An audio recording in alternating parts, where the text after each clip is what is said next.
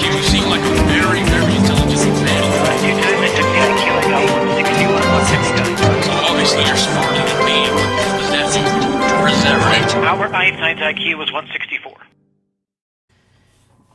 Hello, everybody, and welcome to another episode of the Above Average Baseball Show with your host, that's me, the King Source. Remember, as this red button says, subscribe to the channel, like the videos, watch them all the way through. It really helps my sports channel, all the other sports-related channels. It does. It does, trust me. And thank you so much for following me and watching these videos. I appreciate and love all of you for it. Let's get down to what is the goings-on, the haps in baseball. So, let's start with Yoshinobu Yamamoto and his meeting with the Yankees today. Can the Yankees close the deal today is the question everybody wants to know. My answer, I cannot rule that out. Just cannot do it. It's a situation where Hal Steinbrenner, I researched it, only 4 times all time can I find out Hal Steinbrenner negotiating with free agent himself, stepping in and doing it himself. First one was CC Sabathia when he and George and Cashman went to Sabathia's house and got the deal done. The second one was Brian McCann. Yeah, he was involved in that one. I raised the dollar figure to pay him up to close the deal. Then you had Garrett Cole. And then you had Aaron Judge. Yankees are 4 for 4. Keep an eye on that. I'm going to give it more chances than not the Yankees close the deal today. Even if it's not announced today, which it likely will be, something's going to come out. I could see the Yankees closing the deal today. The Yankees don't go out and meet with players like this without closing the deal in their history. So, that's the least I have there. Other teams are involved, but I have the feeling, with the Red Sox being mentioned with Yamamoto, he's a Yankees fan, a Tanaka fan. There's no way he would consider the Red Sox. So I have the feeling this is to push the Yankees. So we'll see. If I had to guess on a deal, I could see it being anywhere from 8 years, $248 million, somewhere there, to 10 years, $288 million, somewhere in there. I don't think it quite gets to $300 million. Just the feel I have for it. Dodgers should announce Ohtani today. That should officially pop up in their Twitters and everything. And yeah, that should come out today at some point. Notice how silent it is around a lot of these pitchers, and it doesn't make sense, including Imanaga, Yuki Matsui, Hader, even Blake Snell. Little interesting, I'm not sure why. Is what it is. Now, I said this earlier on the live with Felix, but with Cody Bellinger's situation, that picture was from Toronto from his girlfriend's page. I checked with my Boris Corp reps. They are his agents, Boris Corp. He was not there. It was just his girlfriend. He did not meet with the Blue Jays, anything. He did not tour the Rogers Center. Nothing. He was not there. It was just his girlfriend up there doing something. I was told he was still down in Chicago at the house they had down there for why he was with the Cubs. I don't know if they rented it or bought it. That's what I was told. The latest I absolutely have, absolute latest I have on this, I should say. I can get my brain in gear here. On Cody Bellinger. He is in deep talks with the Cubs. We don't know if they'll be able to retain him, but there is a belief around baseball he's going to hold out until he gets an offer from the Yankees. He wants to be a Yankee. Now, where the Yankees fit him in, they'd have to flip Verdugo or Grisham, I guess, but it'd probably be Verdugo, and then Bellinger be in center field, Judge left or right, and Soto left or right. Yeah, that's what the situation would be. They could also turn around and trade Rizzo and put Bellinger at first base. And keep in mind, the Yankees will be signing Minutaka Murakami when he gets posted. He could play third base, so that would not block him if the Yankees went that route and kept Verdugo and traded Rizzo. So kind of stay alert on this. I will not rule the Yankees out until he's signing somewhere else. He's actually putting pen to paper somewhere else. But I give it very low odds. I think he goes back to the Cubs myself. On the Tyler Glasnow trade front, the Dodgers are the leader and expected to trade for him at this point. He would be one of two. They'd also give him a free agency. Say the Yankees do close the deal with Yamamoto today, as expected by a lot of people. Jim Bowden expects it for one. I expect it more likely than not, as I said as well. I'll admit that. Expect the Yankees to shift to Blake Snell. Not Yankees, excuse me. Again, gotta get my brain in gear. The Dodgers to shift to Blake Snell. Remember, the Dodgers need a left-handed starter. Kershaw's not coming back till the second half of the season. They retain him. There's some belief he goes to the Rangers. His hometown team, by the way. We'll see what happens there. But the Dodgers need a left-handed starter and a good one. And Julio Urias, yeah, he's a free agent. Expect to go to Japan with his issues. He beat his girlfriend up And they have that on video, so yikes. I'll leave it at that. But he's expected to go to Japan, follow Bauer there. And I'll get into Bauer in a little bit. But yes, the Dodgers need a left-hand pitcher, and both Shota Imanaga and Blake Snell fit the bill. I think Imanaga follows Yamamoto wherever he goes. It's just a feel around the industry.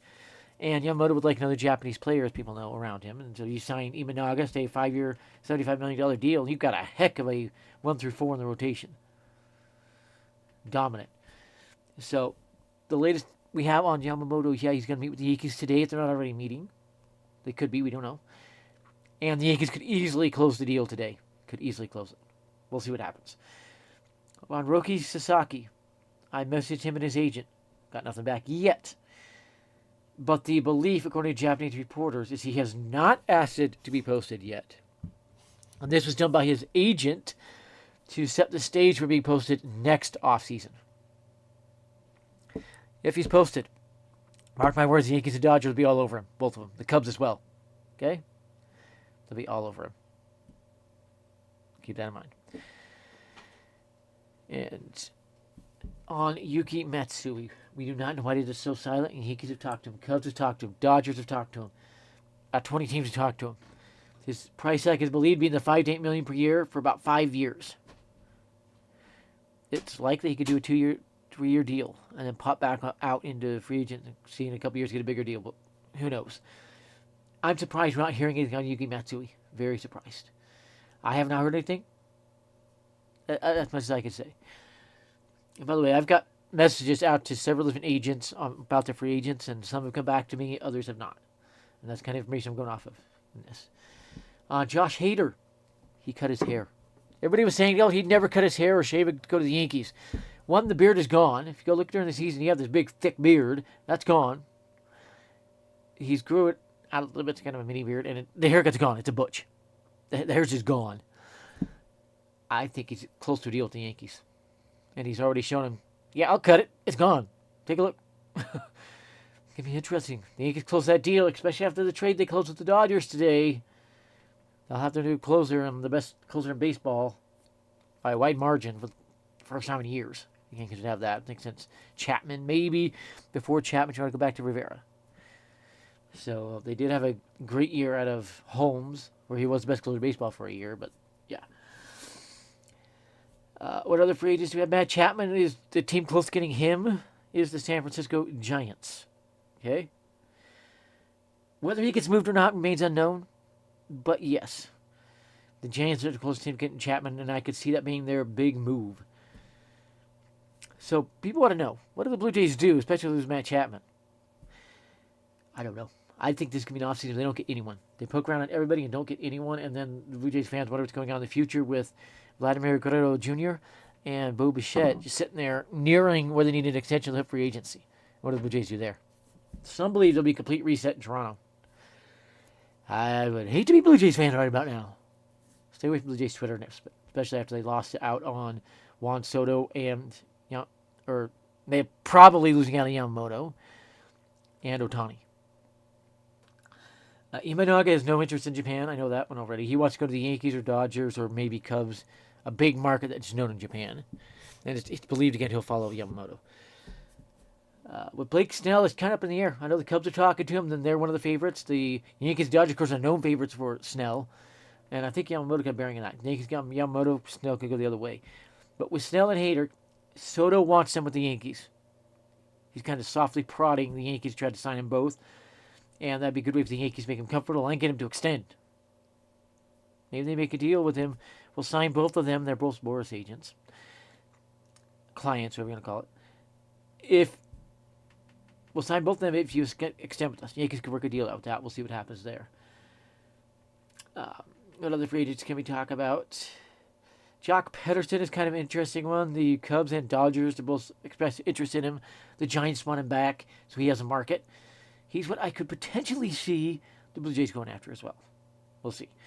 On the trade market, I don't foresee Shane Bieber being traded at this point, especially the closer, Emmanuel Clase, being available, or Clase, however you pronounce it. He is one, I think goes to the NL if traded. Again, the Yankees don't have a very good trade relationship with the Guardians. They always play with them and trade them elsewhere. Clevenger, Kluber, Lindor, etc.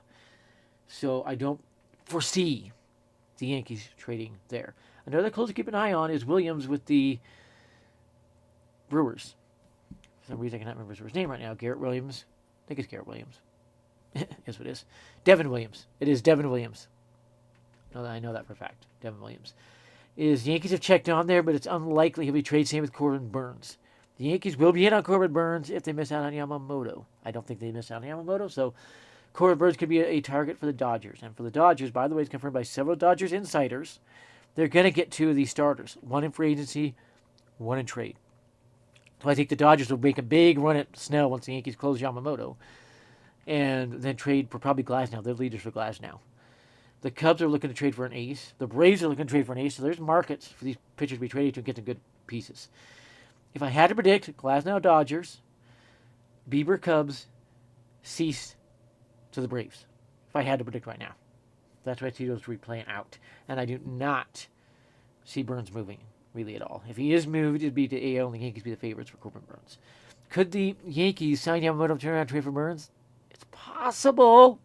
I won't rule it out. We're talking like 5% chance right now. I think it's far more like they turn out and sign Imanaga, get another starter, then roll with Cortez or Schmidt in the fifth spot. The other can be your spot starter, long starter. For the Yankees are concerned. Now for the Cubs, for Cubs fans. What are the Cubs going to do? Well, they're close to a deal with Rhys Hoskins, and that one could pop out anytime. I think they get him. They will talk to Matt Chapman. I would not be surprised if they get him.